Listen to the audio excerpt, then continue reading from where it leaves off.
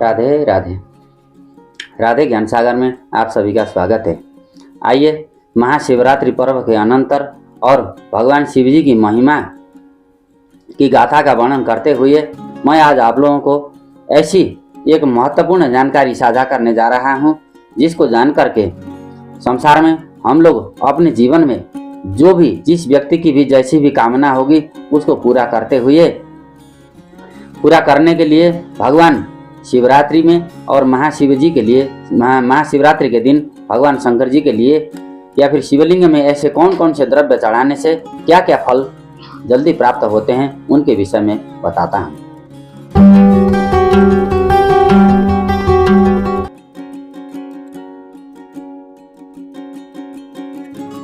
जिस किसी भी व्यक्ति को अपने जीवन में अचल संपत्ति, भूमि, भवन इत्यादि और प्रचुर मात्रा में धन लाभ की इच्छा रखते हों, ऐसे लोगों को भगवान शंकर जी को गुड़ मिश्रित जल से उनका अभिषेक करना चाहिए और चीनी या फिर शक्कर मिलाकर के गुड़ बना करके रोटी बना करके उसका भोग लगाना चाहिए। लाल चंदन व कनेर की फूल से भगवान शंकर जी की पूजा करना चाहिए। परिवार में सुख शांति के लिए भगवान शंकर जी का दही से अभिषेक करना चाहिए। साथ में शक्कर, चावल, सफेद चंदन व सफेद पुष्प से उनकी पूजा करना चाहिए।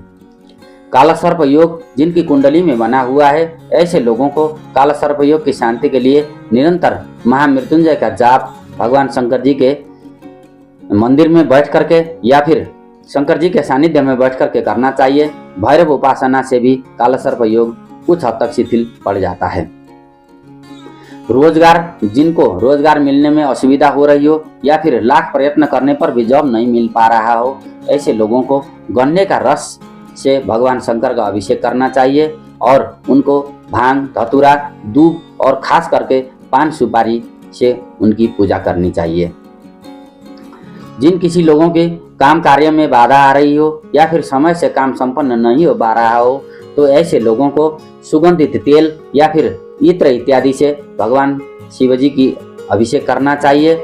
साथ में दूध, दही, श्रीखंड और शहद का उनको भोग लगाना चाहिए। सफेद मिठाई और सफेद पुष्प से उनकी पूजा अर्चना करनी चाहिए।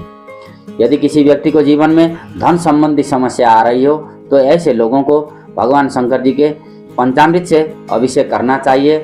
मावे की मिठाई का भोग लगाना चाहिए और लाल फूल से उनकी पूजा अर्चना करनी चाहिए। यदि कोई व्यक्ति लंबे समय से बीमार है और इलाज संभव नहीं हो पा रहा हो या फिर रोगों से मुक्ति चाहता हो, तो ऐसे व्यक्ति को दूध में हल्दी डाल करके हल्दी दूध से भगवान शिवलिंग की अभिषेक करनी चाहिए। साथ में बेसन की मिठाई बना करके भगवान शंकर जी को भोग लगाना चाहिए। शमी के पत्तों को शिवलिंग में अर्पण करने से भी कुछ हद तक रोगों से मुक्ति मिलती है, ऐसी शास्त्रीय मान्यता है।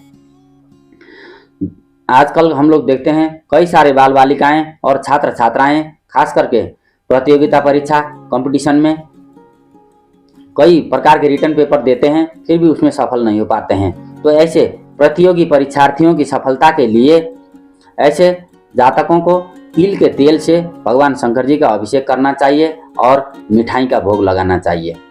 परिवार में यदि प्रेम भाव नहीं बन रहा हो, स्थिरता नहीं हो रही हो, आए दिन परिवार में क्लेश का वातावरण बनता हो, पारिवारिक सदस्यों का वैचारिक तालमेल अच्छा न बन पा रहा हो, तो ऐसी स्थिति में चाहिए कि परिवार को भगवान शंकर जी को दूध में केसर डाल करके केसर मिश्रित दूध से उनका अभिषेक करना चाहिए। साथ में दही, चावल और पीली सरसों और नाग केसर के पुष्प चढ़ा करके उनकी पूजा करनी चाहिए। जिन कन्याओं का विवाह नहीं हो पा रहा हो, लंबे समय से वर की तलाश में हो और सुयोग्य वर उन्हें नहीं मिल पा रहा हो, तो ऐसे कन्याओं को माता पार्वती जी को साथ में रख करके श्रृंगारिक वस्तुएं, साड़ी, ब्लाउज, वस्त्रों के द्वारा भगवान शंकर जी की पूजा आराधना करनी चाहिए। और जिनकी चंद्रमा खराब हो या फिर शुक्र खराब हो, तो ऐसे कन्याओं को 16 सोमवार के व्रत रखने से जल्दी ही सुयोग्य वर की प्राप्ति होती है। और खास करके रामायण में वाल्मीकि रामचरितमानस, जो कि गोस्वामी तुलसीदास जी द्वारा रचित रामचरितमानस में शिव पार्वती जी के विवाह का जो प्रसंग है उसको पाठ करना चाहिए, सुनना चाहिए। उससे भी कन्याओं की शादी जल्दी हो जाती है।